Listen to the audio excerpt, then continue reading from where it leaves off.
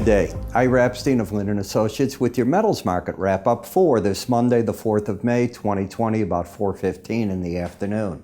As you can see, the gold up $12, silver down 14 cents. They're just going the opposite way here. The dollar quite strong today, as it turns out. We saw the bonds and notes up with a little bit of a bid. We came back in the day and closed higher in the energy markets, which is a positive sign. And the grain markets, well, bit down here as everybody's worried about U.S.-Chinese trade, considering what's going on. So let's take a look at gold and get a feel for what's going on. And the first thing I'd say to you is on a weekly chart of just closing prices. All we are right now is $23 away from the highest close of the past couple of years. That's not a bad thing. And you know, you'd feel this market's not going anywhere. Well, it's really held on fairly well, and it's held just about all the gain of the $300 or so that it came up from that low and came up here. Not bad. When we take a look at what's going on, you can almost visually see a downtrend line that is formed right into those parts. And the market, when I put on the swing line, it's even clearer. You've got the lower highs, the lower and low. To break out of that pattern or to negate the bearishness, because the definition of a downtrend is lower highs, lower and lows, the market needs to get over, at least right now, 1737 on this pattern. The resistance is easy to see. It's the 18-day average, that line in the sand. On the breaks, it was support. As the market got under it, now rallies back, it's resistance. We're sort of caught just in this whipsaw. If the market can get under 1676, it's a further breakout to the downside. Where's the support? The lower Bollinger Band, 1674.80. So that 1676, that last break low, is actually quite important in the market, takes you into that support. If you're not going to challenge that anymore, then this market should answer that by getting back over 1737, but that would not in and of itself start an uptrend. That would leave you with a lower low and a higher high. What about as we look at the chart and momentum? Well, momentum had been pointing down, and that was leading the break this whole time. That has ceased. The market is now trying to reverse up. You still need to get the red line, it's called the K line, over in value, the dark line. You haven't done that yet, but the market's not pointing down at this point. When I look at the gold-silver ratio, it's staying ugly. As long as prices stay over the 18-day moving average of closes, it favors that you're going to need more ounces of silver to buy an ounce of gold. And as you can see, you're climbing back up here. The highest it was just over the 125 level on this particular ratio.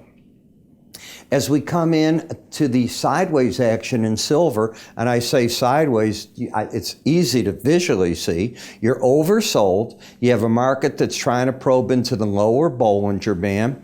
The question is, does it get on it and just sit on it and lean down, or does the market try to pop up out of here? Now, a signal was given today that we can utilize. The market has a pattern, because we had an outside day down today, of lower highs. We already had the lower and low. If you take out the high of an outside day down, which today was, my rule is that the market should immediately make a run for the closest moving average, which would be back up here to the 1546.40 level, and it would also be saying it's rejecting trying to break out to the downside. Hasn't done it yet, so that's the what if. Right now, who's in control going home? The bears. It is oversold. We'll see if they want to press it or not in that territory. In the copper market, this is a game where number one, the Bollinger Bands just keep narrowing in on you. Number two, we had an arc here. You came up, you fell back to that average. You're not trending. You have a pattern of a lower and low and a higher high. And so far, I don't think you'd argue with me that each rally to the upper Bollinger Band has been an area where if the pros took money off the table, they look smart as can be, and that's my rule. First time you hit that band, to the upside or downside, look for the pros to come out, except when you get overly narrow. Now you're getting overly narrow. So sometimes there's a way that you break out of these. Take a look at the VIX if you want to see that. It'll give you an idea how that worked. When I come to the platinum market, today's break in the market to 760 broke through 764.60. But let's go back a couple of days. We have higher lows. If you get up through this higher high, and it all happened at the same time, the higher high right into the Bollinger Band. What would I tell you on that? The pros are going to take money off. That's the first challenge of it. You haven't been there in a while. Market on Friday, and now today, busting, well, actually that was Thursday, then Friday, and today you bust through to a new low. I think the pros are sidelined right here. Palladium market, all we did with this whole rally attempt here, and that's all that we did, it was to get back to that line in the sand, right there. And since then, what the market's done is failed again. So we're looking to see when something will happen. Are we trending? No. You got a higher high and lower low, and you're oversold. Last in the dollar index, which is the nemesis of the metals. Why? Strong dollar. Well, I'd rather have the dollar than the metals, right? Lower high, lower low. Why, by the way? Because most metals are priced in dollars, so the higher they are, a problem. Gold fights with the dollar all the time. And as you can see, if you rally more, the 18-day average is the resistance. The trend has been down, but there's a big but here. Lower highs, lower lows. What's the target? The first challenge of the Bollinger Band. Now here you got down to 983, I believe. Yeah, 98.83, 98.80. You hit the number, and now you start your turn, and you're bouncing back. The 18-day average, in theory, should be the resistance. You negate the downtrend on this chart if you take out 99, 95 and a half. Don't, and the pros are still in control, and the market is trying to work away from staying oversold. Do I think anybody's going to be super aggressive on it right there? Not when you're that close to oversold, but we'll see what happens. You know, this is what I do for you in the morning, but a lot more.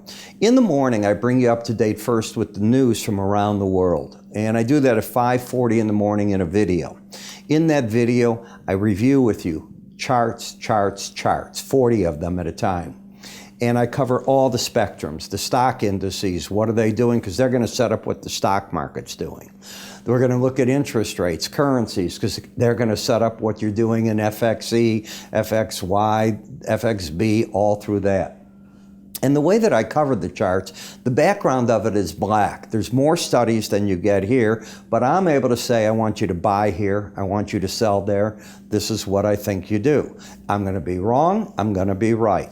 The one thing I'll generally have is tight monetary control, and if I don't, I'll tell you why you're not getting that.